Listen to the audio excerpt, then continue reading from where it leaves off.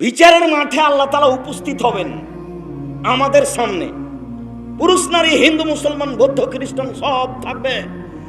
আল্লাহ তাআলা আমাদের সামনে এসে বলবেন, ইবনে আদম লা আতাইতানি বিকুরাবিল যে খাতায়া সুম্মা লাকিতানি লা তুশরিক বিশায়া লা আতাইতুকা বিকুরাবিহা মাগফিরা।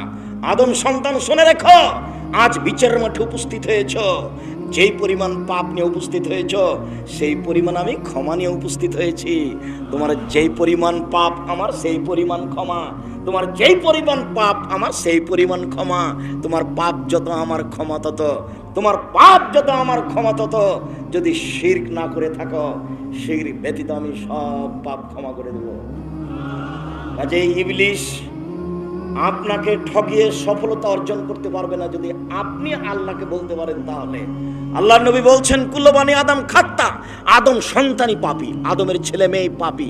ও খায়রু খাত্তাইনাত তাওয়াবুন, সবচেয়ে ভালো পাপী ওই যে পাপ করার পরে আল্লাহকে বলে ভুল হয়েছে, মাফ করো, আস্তাগফিরুল্লাহ ওয়া আতুবু ইলাইহি বলে। মহান আল্লাহ বলেন, অকুল্লিল মুমিনাত ইয়াগদুদনা মিন আবসারিহিন্না ওয়া ইয়াহফাজনা ফুরুজাহুন্না ওয়া লা ইউবদিনা যিনাতাহুন্না ইল্লা লিবুলাতিহিন্না। মুহাম্মদ সাল্লাল্লাহু আলাইহি সাল্লাম, আপনি পৃথিবীর মুমিন নারীদেরকে বলে দেন তারা যেন তাদের চক্ষুকে নিচু করে চলে। মহিলাদেরকে আল্লাহ পর্দা করে চলার জন্য বলছে। এই মেয়ে, এই শোনো, কথা বলছো কেন? তোমাকেই তো বলছি। উপস্থিত বৈঠকের মুসলিম বোন, আর একজন গায়ের উপর দিয়ে চড়ে চলে গেলে আপনি মুখ খুলবেন না, চুপচাপ থাকেন, এক খেয়ালে চেয়ে থাকবেন। আল্লাহ বলছেন যে মহিলাদেরকে চক্ষু নিচু করে চলতে হবে। ওয়াহফাজনা ফুরুজাহুন্না, লজ্জা স্থানকে হেফাজতে রাখতে হবে, বিলিয়ে দিতে হবে না। এই কথাটার সাথে একটু পর একটা কথা আসবে। ঢং ঢং করে এসেছো, ঢং ঢং করে চলে যায়ও না। ভদ্রতা বজায় রেখে শিক্ষিতা মেয়ের পরিচয় দিয়ে চুপচাপ বসে থাকো। মহান আল্লাহ বলছেন, আপনি বলে দেন ওরা যেন তাদের লজ্জা স্থানকে হেফাজতে রাখে। ওয়া ইউবদিনা যিনাতাহুন্না, তারা তাদের সৌন্দর্যকে যেন প্রকাশ না করে। এটা আল্লাহ বলছেন। তোমার সৌন্দর্যটা কি বলো তো? তুমি কি বুঝো? তুমি তো মনে করো চুলগুলো আমার খুব সুন্দর থাকবে, তাহলে বোঝা যাচ্ছে যে সুন্দর হওয়ার একটা দিক, তাহলে এটা ঢেকে রাখতে হবে। তুমি তো মনে করো যে আমি মুখে এই সেই লাগাবো, মানুষে দেখবে তোমাকে ভালো লাগে, তাহলে এইটা সুন্দরতা প্রকাশ করার একটা দিক। মেয়েদেরকে নখে, হাতের নখে এবং পায়ের নখে মেহেন্দি দিতে হবে, এ কথাই ঠিক। মেহেদি দিতে হবে, এ কথাই ঠিক, জরুরিভাবে দিতেই হবে, দিতে বাধ্য। কেন? একজন মহিলার নিকট থেকে আল্লাহর নবী একটা পত্র নিলেন, তো মহিলার হাতে মেহেদি ছিল না। আল্লাহ রাসূল হাতটার নিন্দা করে বললেন, আমি আদরা ছিল না মেমরা, এই হাতটা মহিলার হাত না পুরুষের হাত? পুরুষের হাত তাই তো মেহেদি নেই, মহিলার হাত তাই তো মেহেদি আছে। পুরুষ থেকে পৃথক করে রাখতে হবে হাতকে। কি দিয়ে?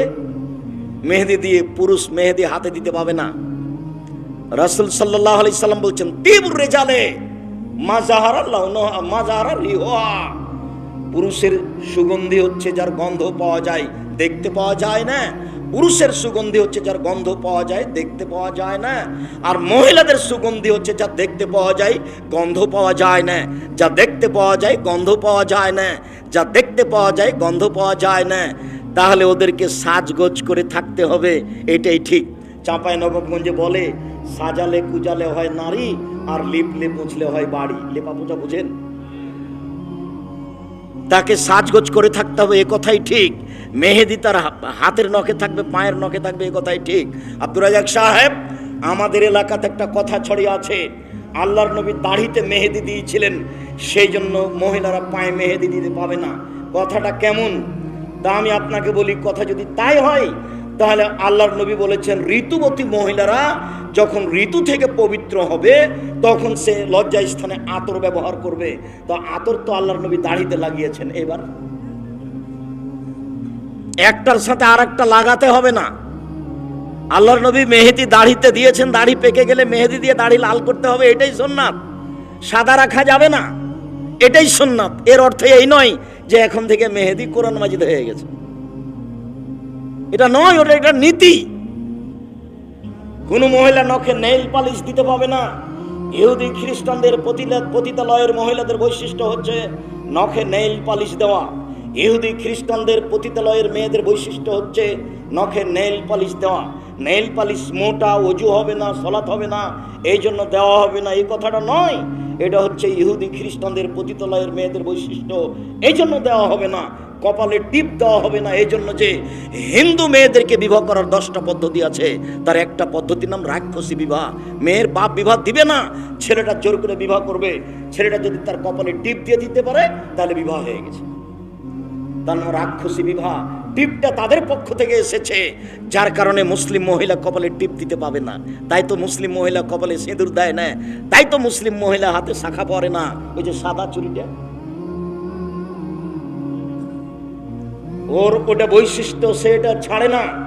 মুসলিম মহিলায় বিক্রি হয়ে যায়, এখানে সেখানে ঘুরে হিন্দুদের মেলায় গিয়ে সময় কাটায়। সম্মানিত দিনী ভাই বোন, বলছিলাম মহান আল্লাহ বলেন, পৃথিবীর মুসলিম মহিলা শুনে রাখো, তোমাদেরকে চক্ষু নিচু করতে হবে, তোমাদের লজ্জা স্থানকে জেনা থেকে হেফাজত করতে হবে।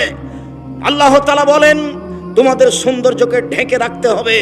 তবে স্বামীর সামনে মাথার চুল খুলে রাখা যায়, সৌন্দর্য প্রকাশ করা যায়, শ্বশুরের সামনে করা যায়, ছেলের সামনে করা যায়, ভাইয়ের ছেলের সামনে করা যায়, বোনের ছেলের সামনে করা যায়, আর একজন মহিলার সামনে করা যায়, বাড়ির দাসীর সামনে করা যায়। এইভাবে আল্লাহ তাআলা ধারাবাহিকভাবে উল্লেখ করলেন। সম্মানিত দিনী ভাই বোন, আবু সাঈদ খুদরি রাদিয়াল্লাহু তাআলা আনহু বলেন, রাসূল সাল্লাল্লাহু আলাইহি সাল্লাম বলেছেন, পৃথিবীর মানুষ ফাত্তাকুদ দুনিয়া ওয়াত্তাকুন নিসা, তোমরা পৃথিবী থেকে বেঁচে থাকো এবং মহিলা থেকে বেঁচে থাকো। ফাওয়াল ফিতনা ফি বনি ইসরাঈল কানাত ফিন নিসায়ে, প্রথম সমস্যা মহিলাদের মধ্যে দেখা দিয়েছে বনি ইসরাঈলের যুগে। অতএব মহিলা থেকে সাবধান থাকো, মহিলা থেকে কথা বলার ব্যাপারে, চলার ব্যাপারে, পড়াশোনার ব্যাপারে, লেনদেনের ব্যাপারে, সব ব্যাপারে সাবধান থাকো, ও তোমাকে বেকায়দায় ফেলে দিবে। ধারাবাহিক আমি আলোচনা আপনার সামনে পেশ করছি, খেয়াল করে থাকবেন। যা বুঝলাম মহিলারা বিপজ্জনক বস্তু, তাই বাঁচতে বলেছেন। পৃথিবী জড় বস্তু, পৃথিবী কি করতে পারে যে আল্লাহ বলছেন তোমরা মাটি থেকে বেঁচে থাকো? বিচারের মাঠে আল্লাহ তাআলা মানুষকে এমনিতে জাহান্নামে দিবেন না, মানুষকে অপরাধী প্রমাণ করবেন, তারপর জাহান্নামে দিবেন। প্রত্যেক মানুষের জন্য 99টা খাতা আছে।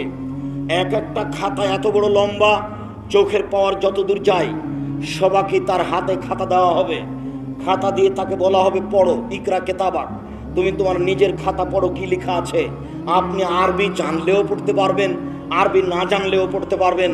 আপনি পড়বেন আর বলবেন, মালি হাদাল কিতাব, কি আশ্চর্য ধরনের খাতা, লা ইউগাদিরু সাগীরাতান ওয়ালা কাবীরা, জীবনের ছোট কথাও লেখা আছে, বড় কথাও লেখা আছে।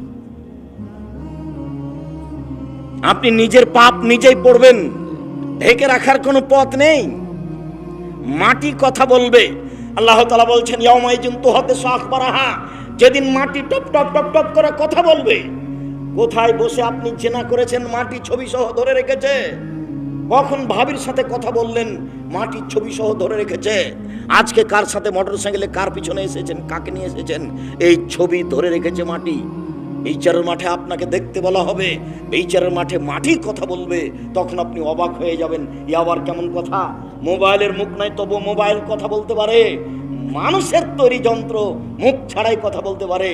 সর্বশক্তিমান আল্লাহ, ইন্নাকা আলা কুল্লি শাইইন কাদির, তুমি সবকিছু করতে পারো এমন সত্তা ক্ষমতাধর আল্লাহ এই মাটিকে একটা উন্নত মানের যন্ত্র করতে পারেন না?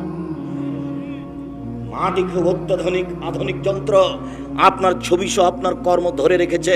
বিচারের মাঠে বলে আপনাকে অপরাধী প্রমাণ করে জাহান্নামে দেওয়া হবে। আপনার সব অপরাধকে টিভির পর্দার মতো দেখানো হবে। মহান আল্লাহ বলছেন, মিসকালা যারাতিন খায়রান ইয়ারা, মিসকালা যারাতিন শাররান ইয়ারা। কেউ যদি বিন্দুমাত্র পাপ করে থাকে সে দেখতে পাবে, কেউ যদি বিন্দুমাত্র নেকি করে থাকে সে দেখতে পাবে। আবু সাঈদ খুদরি রাদিয়াল্লাহু তাআলা আনহু বলেন, রাসূল সাল্লাল্লাহু আলাইহি সাল্লাম বলেছেন, যেদিন মানুষ তার প্রতিপালকের সাথে কথা বলবে সামনাসামনি মুখামুখি, লাইসা বাইনাহু বাইনাহু তারজুমান, আল্লাহ এবং ব্যক্তির মাঝে কোনো দোভাষী থাকবে না, কোনো অন্তরাল থাকবে না। আপনার এবং আল্লাহর মাঝে কোনো দোভাষী অন্তরাল থাকবে না। সামনাসামনি কথা হবে। আপনাকে আল্লাহ তাআলা 5টা বিষয়ে জিজ্ঞাসা করবেন। যখন জিজ্ঞাসা শুরু হবে তখন আপনি ডান দিকে লক্ষ্য করবেন। আল্লাহ রাসূল বলছেন ফায়ানজুরু আয়মানা মিনহু, সে তার ডান দিকে লক্ষ্য করবে। ফায়ারা মা কাদ্দামা মিন আমালিহি, জীবনের সব কর্ম ডান দিকে দেখতে পাবে। ওই যে সেদিনের কর্ম, ওই যে সুদ ঘুষ, ওই যে জেনা, সব দেখতে পাবেন, একবারে চলে আসছে আপনার সামনে। সুম্মা ইয়ানজুরু আয়সারা মিনহু, সে তার বাম দিকে লক্ষ্য করবে। বাম দিকে লক্ষ্য করলে পুরো জীবন কর্ম দেখতে পাবে। যা দেখলো ডানে তা দেখবে বামে, যা দেখলো ডানে তা দেখবে বামে। এবার সামনের দিকে দেখলে জাহান্নাম দেখতে পাবে। এইটা অবস্থা বিচারের মাঠের। এই কথা মুহাম্মদ সাল্লাল্লাহু আলাইহি ওয়াসাল্লাম বলেন, হাদিস বুখারী মুসলিম। সম্মানিত দ্বীনি ভাই বোন, আপনাকে মানুষকে অপরাধী করার আরেকটা প্রমাণ হচ্ছে এই যে বিচারের মাঠে হাতে কথা বলবে। জীবনে যা করেছে, কোন মেয়ের গায়ে হাত লাগিয়েছেন, হাত টপ টপ করে বলবে। হাত যে কত বড় শত্রু তা আমি এখন বুঝাতে অক্ষম। যখন হাতে কথা বলবে তখন পা বলবে, হাত তুমি ঠিক বলেছ। তাহলে কি হলো এবার? শুধু আপনার আত্মা আপনার সাথে আছে, শুধু আত্মার দিক দিয়ে আপনি অপমান হচ্ছেন। এই যা সবকিছু আপনার বিরুদ্ধে, তার নাম বিচারের মাঠ। বিচারের মাঠ বড় কঠিন। কবর যত কঠিন, কিয়ামত তার চেয়ে অনেক অনেক অনেক বেশি কঠিন। কিয়ামত যত কঠিন, জাহান্নাম তার চেয়ে অনেক অনেক অনেক বেশি কঠিন। কি দিয়ে বুঝায় আপনাকে আমি বিচারের মাঠ কত বড় কঠিন? রাসূল সাল্লাল্লাহু আলাইহি সাল্লাম বলেন, পৃথিবীর মানুষ ফাত্তাকু দুনিয়া ওয়াত্তাকুন নিসা, তোমরা দুনিয়া থেকে বেঁচে থাকো, তোমরা মহিলা থেকে বেঁচে থাকো। উসামা বিন যায়েদ রাদিয়াল্লাহু তাআলা আনহু বলেন, রাসূল সাল্লাল্লাহু আলাইহি সাল্লাম বলেছেন, মা তারাকতু বাদি ফিতনাতান আযারাল রিজাল মিনান নিসায়ে। মুহাম্মদ সাল্লাল্লাহু আলাইহি সাল্লাম বলেন, আমার জীবনে আমি ছাড়িনি কোনো বস্তু পৃথিবীতে যেটা পুরুষের জন্য বেশি বিপজ্জনক হতে পারে নারীদের চেয়ে। আমার জীবনে আমি ছাড়িনি কোনো বস্তু যেটা পুরুষের জন্য বেশি বিপজ্জনক হতে পারে নারীদের চেয়ে। আমি ছাড়িনি কোনো বস্তু যেটা পুরুষের জন্য বিপজ্জনক হতে পারে নারীদের চেয়ে। নারী হচ্ছে পুরুষের জন্য সবচেয়ে বিপজ্জনক বস্তু। এই কথা মুহাম্মদ সাল্লাল্লাহু আলাইহি সাল্লাম বলেন, হাদিস বুখারী মুসলিম।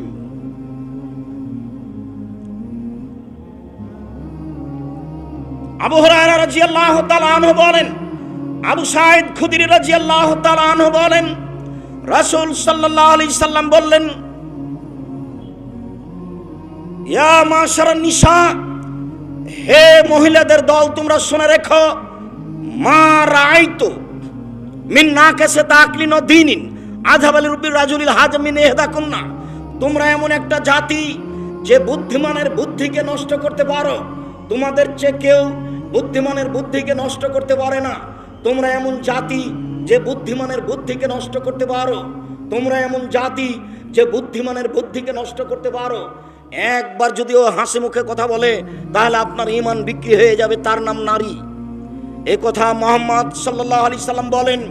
সম্মানিত দ্বীনি ভাই বোন, আবু সাঈদ খুদরি রাদিয়াল্লাহু তাআলা আনহু বলেন, রাসূল সাল্লাল্লাহু আলাইহি ওয়াসাল্লাম বললেন, ইয়াকুমুদ দুখুল আলা নিসায়ে, মহিলাদের কাছে যায় না, মহিলাদের সাথে কথা বলতে যায় না, ওদের সাথে কথায় জড়িয়ে পড়ো না, ওদের থেকে দূরে থাকো। তখন একজন আনসারী সাহাবী বলছেন, আল্লাহর নবী আলহামু, তো বাড়িতে যে দেবর থাকে, দেবরের ব্যাপারে আপনি কি বলছেন? তখন আল্লাহ রাসূল বলছেন, আলহামুল মউত, দেবর হচ্ছে মরণের মতো। মালাকুল মউতকে যেমন ভয় করতে হয়, দেবরকে তেমন ভয় করতে হবে। ও আদরের বস্তু মনে করতে হবে না, ওকে খানা পানি দিতে হবে, এ কথাই ঠিক। তাকে মূল্যায়ন করতে হবে, এ কথাই ঠিক। নিজেকে খুব হেফাজতে রেখে, সাবধানে রেখে বাড়িতে থাকতে পারে, এ কথাই ঠিক। যদিও এইটা হচ্ছে মেহেরপুর কুষ্টিয়া, মানে হলো এই যে দুই ভাই বসবাস করছে, তো পৃথক হয়ে যদি বসবাস করতে চাই, মধ্যে যদি বাড়কে ঘিরা দিয়ে দেয়, তাহলে ছেলে মেয়ের আর বিবাহ হবে না। কেন? যারা দেখতে বাসবে মেয়েকে ছেলেকে, তারা বলবে এদের ভাই ভাই গন্ডগোল আছে, এর জন্য মধ্যে ঘেরা দিতে দেয়নি। অথচ মুহাম্মদ সাল্লাল্লাহু আলাইহি সাল্লামের নীতি, তার বাড়ি পৃথক হবে, তার বাড়ি পৃথক হবে, ঘিরে দিয়ে, এই কথাই ঠিক। সামাজিকতা চেপে গেছে। আর একটু আগে গেলে সাতক্ষীরা পাবেন। সাতক্ষীরার অবাক, ওইদিকে একটা ঘর, এইদিকে একটা ঘর, মধ্যে গরু গাড়ি রাস্তা। তার কোনটা বাড়ির পিছন দিক, কোনটা বাড়ির সামনের দিক কিছু বোঝা যায় না। কিভাবে জীবিকা নির্বাহ হয় আপনাদের তা আমার বুঝে আসে না। আমরা যদি পরিবার সহ কোনোদিন আপনাদের বাড়ি চলে আসি, তাহলে আপনার বাড়িটাকে মনে করবে এটা ট্রেন স্টেশন। ট্রেন স্টেশনে যেমন নিজেকে গুটিয়ে রাখতে হবে, তেমন আপনার বাড়িতে এসে গুটিয়ে রাখতে হবে। আপনার বাড়ির যে সবই ফাঁকা, আপনি যে বাড়িতে ঢুকবেন সালাম দিয়ে, সেটা কিভাবে ঢুকবেন, কোনটা দরজা, কোথায় আপনি বলবেন আসসালামু আলাইকুম। রাতে আপনার স্ত্রী যখন শুইতে যাবে তো বিসমিল্লাহ বলে যে দরজাটা বন্ধ করবে, বাহির দরজা, তো দরজা কোথায়? আমি এইটুকু বুঝাতে গিয়ে আপনাকে বলেছি, এই ছেলে, দয়া করে কোনো কাজ দেখাবেন না, পরিবেশ নষ্ট করবেন না। আপনাকে আমি খুব গরিব মানুষের অবস্থা দেখিয়েছি। আবু হুরায়রা রাদিয়াল্লাহু তাআলা আনহু বলেন, আমি মসজিদে নববীতে বেডটা মাটির উপরে চাপা দিয়ে শুয়ে থাকতাম, উপর হয়ে শুয়ে থাকতাম। সাহাবীরা আমার গায়ের উপরে পা দিয়ে চলে যেত, ওরা মনে করতে এটা পাগল, আমার কোনো দামই দিত না। আর আমাকে যখন খুব ক্ষুধা লাগতো, একবারে ক্ষুধার কারণে বাঁচবো না, তখন কাউকে গিয়ে বলতাম, আচ্ছা ভাই আপনি কি এই হাদিস জানেন, আপনি কি এই হাদিস জানেন? কেন বলতাম? ওই লোকটা যদি কোনো ফাঁকে আমাকে বলে, আবু হুরায়রা তুমি কি খেয়েছো, তখন আমি বলবো না, তখন লোকটা আমাকে খেতে নিয়ে যাবে। উনি সরাসরি খাওয়ার কথা বলতেন না, উনি মানুষকে মসজিদে কি বলতেন, আপনি কি এই হাদিস জানেন, আপনি কি এই হাদিস জানেন, কেন বলতেন? কোনো ফাঁকে লোকটা যদি বলে, আবু হুরায়রা তুমি তো হাদিসের কথা বলছো, তো তুমি কি কিছু খেয়েছো, তখন আমি কি বলবো? আমি বলবো না, তখন লোকটা কি করবে? আমাকে খেতে নিয়ে যাবে। ইনি হচ্ছেন আবু হুরায়রা।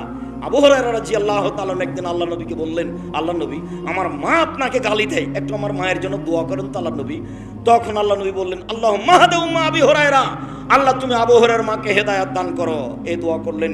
এবার আবু হুরায়রা বাড়ি যাচ্ছেন, দরজা বন্ধ। বলেন তো কি দেখাচ্ছি আপনাকে? সবচেয়ে গরিব মানুষের বাড়ির কি আছে? বাহির দরজা আছে। তাহলে আপনি কি আবু হুরায়রার চেয়ে নিজেকে গরিব মনে করছেন? কেন আপনার বাহির দরজা নাই? কেন আপনার জীবিকা নির্বাহ পশু প্রাণী গরু ছাগলের মতো? আপনি বাড়ির চতুর্দিকে ইট দিয়ে ঘেরেন, একটা দরজা করেন, নইলে চট দিয়ে ঘেরেন, চট বুঝেন না, চট ছালা বুঝেন না, সেটা দিয়ে ঘেরেন, একটা দরজা করেন। এ দেখেন গরিব মানুষ দরজা দাঁড়িয়ে আছে, কান লাগিয়ে দেখছে যে পানির শব্দ, কি যে করছে আমার মা। একটু পরে আমার মা দরজা খুলে দিয়েছে, দেখলাম আমার মায়ের মাথায় কাপড় নেই, তার মানে তার মা অমুসলিম, তবু মাথায় কাপড় দিত। আমার মা তাড়াহুড়া করে এসে দরজাটা খুলে দিয়েছে, দেখলাম আমার মায়ের মাথায় কাপড় নেই। আমার মা তখন আমাকে দেখেই বলছেন, আশহাদু আল্লা ইলাহা ইল্লাল্লাহ ওয়া আশহাদু আন্না মুহাম্মাদুর রাসূলুল্লাহ, আমি সাক্ষ্য দিচ্ছি আল্লাহ ছাড়া কোনো মাবুদ নাই, আমি সাক্ষ্য দিচ্ছি মুহাম্মদ আল্লাহর রাসূল। মানে দোয়া কবুল হয়ে গেছে। ছেলের কাছে মায়ে ইসলাম গ্রহণ করছেন, ছেলের কাছে। আচ্ছা, এই ঘটনা বুখারী মুসলিমের, কেন আপনার সামনে বলছি বলেন তো দেখি? ভুলে গেলেন মনে হয়। বাড়ির দরজা থাকতে হবে, বাড়িটা ঘেরা থাকতে হবে। সবচেয়ে গরিব মানুষের বাড়ি ঘেরা আছে। আব্দুল্লাহ ইবনে মাসউদ রাদিয়াল্লাহু তাআলা আনহু বলেন, রাসূল সাল্লাল্লাহু আলাইহি সাল্লাম বলেছেন, লা তুবাসিরুল মারাতাল মারাতা ফাতানাথা লিজাওজিহা কান ইয়ানজুরু ইলাইহা, কোন মহিলা যেন কোন মহিলার গায়ে হাত না লাগায়। হলুদ মাখাতে পাবে না ভাবি, হলুদ মাখাতে পাবে না চাচাতো খালাতো বোন, কেউ একজন মহিলার গায়ে হলুদ মাখাতে পারে না, তোমার গায়ে তো বহু দূরের কথা। এইভাবে গীত গাওয়া হারাম। রাজশাহী চাঁপাইনবাবগঞ্জের কোনো বিবাহের কোনো অংশে একটা অংশ জায়েজ নাই, সবই হারাম। এটা কুষ্টিয়া মেহেরপুরের অনেক অংশ বৈধ হতে পারে। চট্টগ্রামে বিবাহের বৈঠকে বাপ বাদ দিয়ে আর একজন উকিল হয়, তার নাম উকিল বাপ। তো যেদিন থেকে উকিল বাপ হলো সেদিন থেকে উকিল বাপই বাপ। ওই মেয়ের বাড়ি বেড়াতে যায়, ও তার বাপের বাড়ি বেড়াতে, সে আজ থেকে বাপ, অবাক ধর্ম। আর মেহেরপুর, কুষ্টিয়া, ঝিনাইদহ, সাতক্ষীরা, খুলনা, বাগেরহাট এসব ডিস্ট্রিক্টে উকিল বাপ হয়, তবে সেদিন থেকে উকিল বাপ হয়ে গেছে এই কথা না। উকিল বাপ নাজায়েজ। বাপ যদি বেঁচে থাকে দাদা উকিল হতে পাবে না, বুঝাতে পারিনি।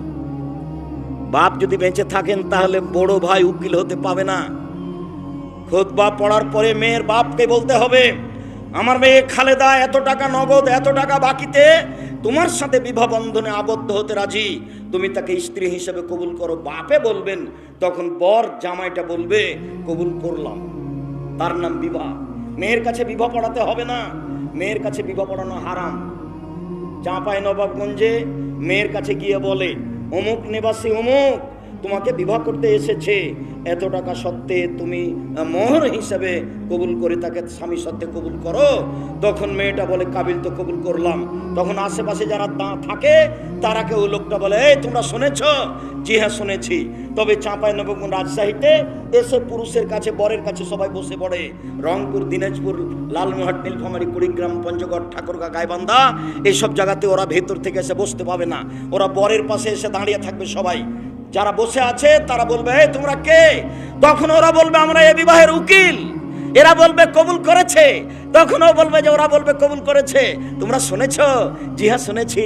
তাহলে বসো। মনে হচ্ছে পাগলামি কারবার, হিন্দুদের বিবাহ, কলা গাছের চতুর্দিকে ঘুরে বিবাহ লেগেছে। অবাক কথা, হিন্দু মেয়েটা বলছে আমি এই মর্মে স্বীকৃতি দিচ্ছি যে তোমাকে উপার্জন করে খাওয়াইবো, তোমাকে বাড়িতে বসিয়া থাকিতে হইবে, তোমাকে কোনো কাজকর্ম করিতে হইবে না। তার নাম হিন্দু, তার নাম সাঁওতাল। আমাদের বিবাহ বৈঠকটা হারিয়ে গেছে ধর্ম থেকে। আব্দুল্লাহ ইবনে মাসউদ রাদিয়াল্লাহু তাআলা আনহু বলেন, রাসূল সাল্লাল্লাহু আলাইহি ওয়াসাল্লাম বলেছেন, পৃথিবীর মহিলারা তোমরা শুনে রাখো, আরেকজনের গায়ে হাত লাগাতে পাবে না। কেন? ফাতানাথালে জাওজিহা কান্না ইয়ানজুরু ইলাইহা। যার গায়ে হাত লাগাবে তার হাতটা তার চেয়ে বেশি নরম হতে পারে। সাহাবীগণ বলছেন, আল্লাহর নবীর হাতে যখন আমরা হাত লাগিয়েছি তখন আল্লাহর নবীর হাতটা সবচেয়ে নরম, রেশমের চেয়ে নরম। হাদিস বুখারী, মুসলিম। কি বললাম বলেন তো দেখি? সাহাবী যখন রাসূলের হাতের সাথে হাত লাগিয়েছে, মুসাফা করেছে, তখন হাতটা রাসূলের কেমন পেয়েছে? নরম, রেশমের চেয়ে নরম। আর তার শরীরের গন্ধটা আতরের চেয়ে বেশি গন্ধ, এ কথা সাহাবীগণ বলছেন। তো কোনো মহিলার গায়ে যদি হাত লাগায় তাহলে তার স্বামীর সামনে বলবে যে খালেদার হাতটা নরম, তখন তার স্বামী খালেদাকে অন্তরের চোখে দেখবে। অন্তরের চোখে আর একজন মহিলাকে দেখা নিষেধ। হাদিস বুখারী, মুসলিম। তাহলে আপনার সিনেমা হলের ছবি কেমনে চলে? এই বোকা ছেলে, তোমার হাতে একটা বড় মোবাইল আছে, 24 ঘন্টা মোবাইলে ল্যাংটা মেন আসছে, বলো তো তোমার ঈমান কেমনে থাকে? রাসূল সাল্লাল্লাহু আলাইহি সাল্লাম বলেন, আইনান তাজনিনা জিনাহুম নাজর, দুই চোখের জেনা হচ্ছে চোখ দিয়ে দেখা, আল ওজনানের জেনা হল ইস্তেমাও, দুই কানের জেনা হচ্ছে কান দিয়ে শোনা, অলিয়াদ জেনা হাল বাদশ, হাতের জেনা হচ্ছে হাত দিয়ে ধরা, আর রিজিল জেনা হাল মাসি, পায়ের জেনা হচ্ছে এই পথে চলা, জেনাল কলব তাতান্না ওয়াস্তাসতাহি, অন্তরের জেনা হচ্ছে পরিকল্পনা করা, জেনাল লিসান নুতক, জিহ্বার জেনা হচ্ছে কথা বলা। এগুলো সব জেনার মাধ্যম। মোবাইলের অপর নাম জাদু, মোবাইলের অপর নাম জেনা। তোমাকে বলে রাখছি, আজ থেকে তোমার মোবাইলে যেন কোনো মেয়ের নাম্বার না থাকে। আজ থেকে তুমি কোনো মেয়ের সাথে কথা বলো না। এইভাবে উঠো, আমার দিকে দেখো, এইভাবে উঠো, আস্তাগফিরুল্লাহ ওয়া আতুবু ইলাইহি, তোমার কাছে আমি ক্ষমা ভিক্ষে চাই, তোমার কাছে ফিরে যেতে চাই, জিন্দেগি তার কখনো এই মেয়ের সাথে কথা বলিব না। এই মেয়ে তোমাকে বলছি, এই মেয়ে শোনো, তোমাকেই বলছি, তুমিও বলো আস্তাগফিরুল্লাহ ওয়া আতুবু ইলাইহি। আমি ফাতেমা কিয়ামত পর্যন্ত, আমার মরণ পর্যন্ত আর কোনোদিন কোনো পুরুষের সাথে, যুবকের সাথে কথা বলিব না। তাহলে তুমি যে কোনো বিপদ থেকে বেঁচে যাবো দুনিয়ায়, যে কোনো বিপদ থেকে তুমিও বেঁচে যাবো। হাদিস বুখারী, মুসলিম। কিভাবে বেঁচে যাওয়া? ওই যে তোমার জানা আছে, ওই যে 3 জন লোক রাস্তায় হাঁটছিল না, হাঁটতে হাঁটতে বৃষ্টি আসলো, তখন ওরা কোথায় ঢুকলো? একটা গর্তে ঢুকলো। তখন একটা পাহাড় থেকে বড় পাথর এসে গর্তের মুখে পড়ে গেলো, এরা তার বের হতে পারবে না। তখন 3 জনের একজন বলছে, আল্লাহ আমার বাপ মাকে ভালোবাসি আমি, পাথরটা সরিয়ে দাও। আল্লাহ বললেন কিছু দিলাম। আর একজন বলছে, আল্লাহ আমি একটা লোককে কাজে নিয়েছিলাম, অর্ধেক দিন কাজ করে ও বাড়ি চলে যাবে, আমার কাজ করবে না। আমি বললাম অর্ধেক দিনের টাকা নাও। তো নিল না, রাগ করে চলে গেল। অনেক দিন পরে এসে আমাকে বলছে অর্ধেক দিনের টাকা দেন। আমি বললাম সব গরু ছাগল নিয়ে যাও। আমাকে বলছে মজাক করবেন না, অর্ধেক দিনের টাকা দেন। আমি বললাম মজাক করিনি, তোমার অর্ধেক দিনের টাকা দিয়ে গরু ছাগল করেছি, সব নিয়ে যাও। নিয়ে চলে গেল। তোমাকে সন্তুষ্ট করার জন্য যদি কাজটা করে থাকি, একটু পাথর সরিয়ে দাও। দিল। এখন 3য় জন বলছে, আল্লাহ নবী আমার একটা চাচাতো বোন ছিল, খুবই সুন্দরী, আমি তার সাথে জেনা করতে চেয়েছিলাম। সে আমাকে বলেছিল 100টি স্বর্ণ মুদ্রা লাগবে। সে ভেবেছিল আমি গরিব মানুষ, আমি 100টা স্বর্ণ মুদ্রা সংগ্রহ করতে পারবো না। আমি হাড় ভাঙা পরিশ্রম করে 100টা স্বর্ণ মুদ্রা তাকে দিলাম। আমি জেনা করতে বসেছি। যখন জেনা আরম্ভ করব তখন আমাকে বলছে, আব্দুল্লাহ ইত্তাকিল্লাহ, এ আল্লাহর বান্দা, আল্লাহকে ভয় কর রে, আমাকে অসতী প্রমাণ করিস না। ফাকুমতা আনহা, আমি ওখান থেকে উঠে গেছি, তুমি এই গর্তের মধ্যে থেকে পাথর সরিয়ে দাও। আল্লাহ বললেন দিলাম। হাদিস তো বুখারী মুসলিম। তুমি যে কোনো বিপদ থেকে বেঁচে যাবা, যে কোনো বিপদ থেকে। তুমি আর একটা শোনো, আজ থেকে তুমি যদি এই মেয়ের সাথে কথা বলা বন্ধ করতে পারো, তাহলে 7 শ্রেণীর মানুষ বিশ্বের মাঠে বিশেষ জায়গা তাহলে থাকবে, তার মধ্যে তুমিও আছো। তুমি আর একটা শুনে রাখো, উপস্থিত বৈঠকের মুসলিম বোন একটু শুনে রাখেন, ধৈর্যের পরিচয় দিবেন। অনেক কষ্ট করে এসেছেন দূর থেকে গাড়ি ঘোড়ায়, একটু বসে থাকুন। আপনার কাছাকাছি আসছি, আপনাকে আমি কষ্ট দিতে চাইনি, আপনার জন্য অনেক ভালো কথা আছে, একটু অপেক্ষা করুন। সম্মানিত দিনী ভাই বোন, আমি আপনাকে বলছিলাম, আপনি যদি আজ থেকে মেয়ের সাথে গল্প করা বন্ধ করতে পারেন, তাহলে আল্লাহ আপনাকে জান্নাতুল মাওয়া দিবেন। আল্লাহ তাআলা বলছেন, ওয়ানাহা নাফসানিল হাওয়া ফাইনাল জান্নাতা হিয়াল মাওয়া। পৃথিবীর পুরুষ নারী শুনে রাখো, পৃথিবীর পুরুষ নারী শুনে রাখো, তোমরা যদি অশ্লীল কাজকে বন্ধ করতে পারো, আমি আল্লাহ তোমাদেরকে জান্নাতুল মাওয়া দিয়ে দিলাম। এটা আল্লাহর ওয়াদা। আপনি একটু আগে আসেন, মেয়ে তুমি আগে আসো, তোমার মোবাইলের জন্য আজ থেকে আর কোনোদিন যুবকের নাম্বার না থাকে। দেখো, আমার বক্তব্যের সাথে মুনাফিকি করো না। দেখো, তুমি আমার বক্তব্যের সাথে মুনাফিকি করো না। বক্তব্যের সাথে মুনাফিকি করে সফল হতে পারবে না। তুমি এসেছো কোরআন হাদিস শোনার জন্য, আমিও চাচ্ছি তোমাকে শোনাতে। তুমি ভদ্রতা বজায় রেখো। শোনো, আবু সাঈদ খুদরি রাদিয়াল্লাহু তাআলা আনহু বলেন, রাসূল সাল্লাল্লাহু আলাইহি ওয়াসাল্লাম বলেছেন, আল মারাতু আওরাতুন, মহিলারা হচ্ছে ঢেকে রাখা বস্তু। ফাইজা খারাজাত, ও যখন বাড়ি থেকে বের হয়, ইস্তাশরাফা শয়তান, শয়তান তখন তাকে ভুল পথে নিয়ে যায়। তুমি একবার এইদিকে হাঁটো, একবার ওইদিকে হাঁটো, একবার হাতে মা চুলে হাত দাও, একবার ভাঁজ করে কথা বলো, দেখেন না কেমন কেমন করে। একবার রাস্তার এইদিকে যায়, একবার ওইদিকে যায়, একবার ভাঁজ করে কথা বলে, একবার চুলে হাত দেয়, একবার গায়ে হাত দেয়, কেমন করে ঢং করে কথা বলে, কেন জানি কেমন কেমন করে। শয়তান ধরেছে তাকে। এ কথা আল্লাহর নবী বলছেন। আবু হুরায়রা রাদিয়াল্লাহু তাআলা আনহু বলেন, রাসূল সাল্লাল্লাহু আলাইহি সাল্লাম বলেছেন, সিনফান মিন আহলিন নার, পৃথিবীর মানুষ শুনে রেখো, 2 শ্রেণীর মানুষ জাহান্নামে যাবে, আমি তাদের দেখিনি। পৃথিবীর মানুষ শুনে রেখো, 2 শ্রেণীর মানুষ জাহান্নামে যাবে, আমি তাদের দেখিনি। এক, ওদের হাতে থাকবে লাঠি, গাভীর লেজের মতো, একদিক মোটা একদিক চিকন, এরা দিয়ে মানুষকে মারবে, এরা জাহান্নামে যাবে, এদের আমি দেখিনি। আরেক শ্রেণীর মানুষ, নিসাউন, মহিলা, কাশে এতন, কাপড় পরে থাকবে, আর এতন উলঙ্গ। এই মেয়ে, তোমার গায়ের পোশাকটা তোমার কাছে কেমন? তোমাকে বলছি। এই শোনাই, গল্প করছো কেন? তোমাকে বলছি। তোমার মা তোমার পাশে বসে আছে, দেখো ছোটবেলা উঁচু করে বসে আছে, দেখো তোমার মায়ের গায়ের অর্ধেক নিচের দিক ফাঁকা আছে। বলো এটা কি? বলো যে আমরা মুসলিম মেয়ে, বলো যে আমার মা মুসলিম। তোমাকে আমি অপমান করিনি, তুমি আমার দিনী বোন, তোমার মা দিনী বোন, তোমার জন্য কল্যাণ কামনা করতে এসেছি। সম্মানিত দিনী বোন, আপনাকে যথাযথভাবে মূল্যায়ন করতে চাই। আপনি একটু ফিরে আসার চেষ্টা করুন, আপনার জন্য ভালো হবে। আর আপনি জাহান্নাম থেকে বাঁচার চেষ্টা করেন। 2-1 কথা। এক, আল্লাহর নবী ঈদের মাঠে গেলেন, মহিলাদের সামনে গিয়ে বললেন, ইয়া মাশারান নিসা, হে মহিলাদের দল, তাসাদ্দাকনা ফাইনি উরিতুকুন্না আকসারা আহলিন নারে, তোমরা দান করো, তোমাদেরকে আমি বেশিরভাগ জাহান্নামে দেখছি। মহিলারা শোনো, তোমরা দান করো, আমি তোমাদেরকে জাহান্নামে বেশিরভাগ দেখছি। জাহান্নাম বলতে নারী আর নারী, জাহান্নাম বলতে নারী আর নারী। একটু 1 মিনিট, সালাত আদায় করে জান্নাত পাওয়া যায়, জান্নাত কিনা যায় না। সিয়াম পালন করে জান্নাত পাওয়া যায়, জান্নাত কিনা যায় না। হজ করে জান্নাত পাওয়া যায়, জান্নাত কিনা যায় না। তাসবিহ তাহলিল জিকির আজকার করে জান্নাত পাওয়া যায়, জান্নাত কিনা যায় না। দান করে জান্নাত কিনা যায়। তাই তিনি বলছেন, মহিলারা দান করো, তোমাদেরকে আমি বেশিরভাগ জাহান্নামে দেখছি। এবার মহিলারা কারণ বলছে যে কেন কেন আমরা জাহান্নামে যাব বেশি, একটু বলুন তো।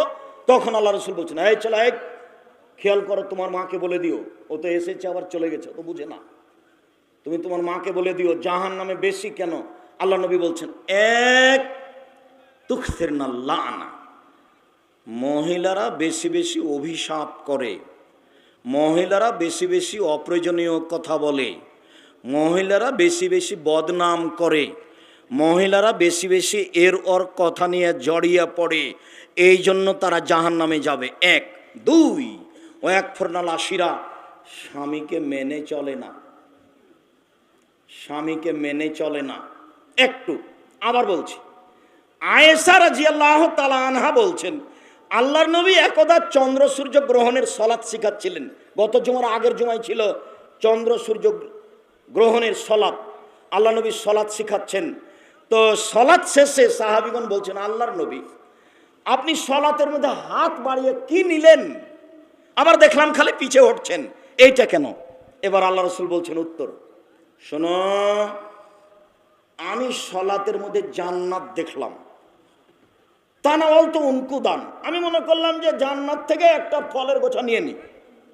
লাউ আখাজতুহু লাকালতুম মা বাকিয়াতি দুনিয়া, যদি একটা ফলের গোছা নিয়ে নিতাম তাহলে পৃথিবীর মানুষ কিয়ামত পর্যন্ত খেত। তারপর আমি জাহান্নাম দেখলাম, এত কঠিন অবস্থায় আমি জাহান্নাম কোনোদিন দেখিনি, তাই আমি পিছে হটছিলাম। শোনো, আমি জাহান্নামে বেশিরভাগ নারী দেখলাম। তো সাহাবীগণ বললেন কেন? তখন আল্লাহ রাসূল বলছেন, বেকুফরিহিন না, ওরা কুফরি করে এই জন্য। তখন সাহাবীগণ বলছেন, একফুরনা বিল্লাহ, আল্লাহর কুফরি করে? তখন রাসূল বলছেন, না, একফুরনা লাশিরা, স্বামীকে মানে না। আমি কিন্তু অনবদক দিনী বোন, আপনাকে আমি কষ্ট দিতে চাইনি। আপনার জন্য জান্নাত সহজ, এটা আমি বলছি, একটু পরে বলছি, আপনি শোনেন একটু। স্বামীকে মানে না। এরপর আল্লাহ রাসূল থামলেন না, বলছেন যে ওরা এমন, লাউ আহসানতা এলা ইহদাহুন্না দাহারা, ওদের সাথে যদি সারা জীবন ভালো আচরণ করো, নরম ভালো কাপড় কিনে দাও, লাউ রাত মিনকা শায়ান, তোমার যদি একটু ভুল দেখে তাহলে বলবে মা রায়তো খায়রান কাত্ত, তোমার মধ্যে কোনোদিন ভালো দেখিনি, চট করে এটা বলে ফেলবে। এবার উপস্থিত বৈঠকের মুসলিম বোন, আপনার নিকটে ফিরে আসলাম। আব্দুর রাজ্জাক সাহেব আমাদের ব্যাপারে অনেক বলেছেন, একটু জান্নাতের দু একটা কথা বলেন। জি, আপনার জন্য জান্নাত সহজ। দিনী মুসলিম বোন, আপনার জন্য জান্নাত সহজ। 4টা কাজ করলে আপনি জান্নাতের যে কোনো দরজাতে ঢুকতে পাবেন। 1, সলাত খামসাহা, 5 ওয়াক্ত সলাত আদায় করলেই জান্নাতের সব দরজাতে ঢুকতে পাবেন। 2, সমাত শাহরাহা, রমজান মাসে সিয়াম রোজা থাকলেই জান্নাতের সব দরজাতে ঢুকতে পাবেন। 3, আতাত বালাহা, স্বামীকে মেনে চললে জান্নাতের সব দরজাতে ঢুকতে পাবেন। 4, আহসানাত ফারজাহা, জেনায় লিপ্ত না হলে জান্নাতের সব দরজাতে ঢুকতে পাবেন। 4টে হয়ে গেল। তার মধ্যে একটা আপনার কাছে ভারী। 1, 5 ওয়াক্ত সলাত, আপনি তা পারেন। 2, রমজান মাসের রোজা, এটাও আপনি পারেন। 3, জেনা কোনোদিন হয়নি, এটাও ভালো। 4, স্বামীকে মেনে চলা। আব্দুর রাজ্জাক সাহেব, এটাই তো কঠিন। আমি আপনার দিনী ভাই, আপনাকে আমি পরামর্শ দিচ্ছি, তিতে লাগলেও স্বামীকে মানেন, মিঠা লাগলেও স্বামীকে মেনে চলেন, গালি দিলেও আপনি মেনে চলেন, আপনার জন্য ভালো হবে। যদি আপনি না পারেন তাহলে সংসার ত্যাগ করেন, ত্যাগ করা সহজ। কাজীর কাছে যান, চেয়ারম্যানের কাছে যান, গিয়ে বলেন আমার স্বামীর সাথে আমার সংসার হবে না, সম্ভব নয়, ভিন্নর ব্যবস্থা করে দেন। একটা তালাকনামা, খোলা তালাক লিখে স্বামীর বাড়ি পাঠিয়ে দেন। 30 দিন পরে আপনি অন্য জায়গাতে বিবাহ বসেন, এর নাম খোলা তালাক, আপনার অধিকার আছে। আপনাকে আমি এই পরামর্শ দিইনি, তবে আপনি অধিকার গ্রহণ করতে পারেন। আমি বলছি কষ্ট হলেও মেনে চলেন। মাস মাস কথা বলছেন না, সপ্তাহ সপ্তাহ কথা বলছেন না। মেয়েকে বলছেন আম্মু তোমার আব্বাকে খাবার দিয়ে আসো, বৌমাকে বলছেন বৌমা তোমার শ্বশুরকে খাবার দিয়ে আসো। আর কোনো সময় আপনি যখন 1 গিলাস পানি নিয়ে যাচ্ছেন, তখন গিলাসটা এভাবে রাখছেন, থ্যাকস করে রেখে এভাবে চলে যাচ্ছেন। এইভাবে সংসার করতে হবে না, এইভাবে জাহান্নাম যেতে হবে, দরকার নেই এই সংসারে। আমি আপনাকে পরামর্শ দিচ্ছি, আপনি মেনে নেন, ভালো হবে।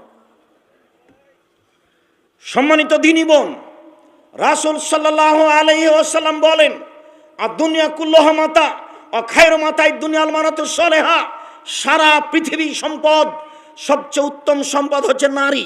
এই ভাষা রাসূল সাল্লাল্লাহু আলাইহি ওয়াসাল্লাম শুধু নারীদের জন্য বলেছেন, কোনো পুরুষের জন্য বলেননি। 1 মিনিট এইদিকে দেখেন, মানালা জারিয়াতাইনে, কেউ যদি 2টা মেয়ের লালন পালন করে, হুয়া আনা ফিল জান্নাতে হাকাজা, সেই ব্যক্তি আর আমি জান্নাতে এইভাবে থাকব। তখন আঙ্গুল 2টিকে তিনি জমা করে দেখালেন। পৃথিবীর মানুষ শুনে রাখো, কেউ যদি 2টি মেয়ের লালন পালন করে তাহলে সে ব্যক্তি আর আমি জান্নাতে এইভাবে থাকবো। তো তার যা 7টা মেয়ে, তার জান্নাতে চলেই গেছে, মরেনি সেই জন্য। 3টা মেয়ে যার জান্নাতে চলে গেছে, মরেনি সেই জন্য। আল্লাহ নবী বলছেন কেউ যদি দুটো মেয়ের একটা মেয়ের লালন পালন করে তাহলে মেয়েটা হয়ে যাবে মধ্যে, ওইদিকে হবে জাহান্নাম আর এদিকে হবে তার বাপ। মধ্যে আছে মেয়ে, ওইদিকে আছে জাহান্নাম আর এদিকে আছে তার বাপ। বুঝাতে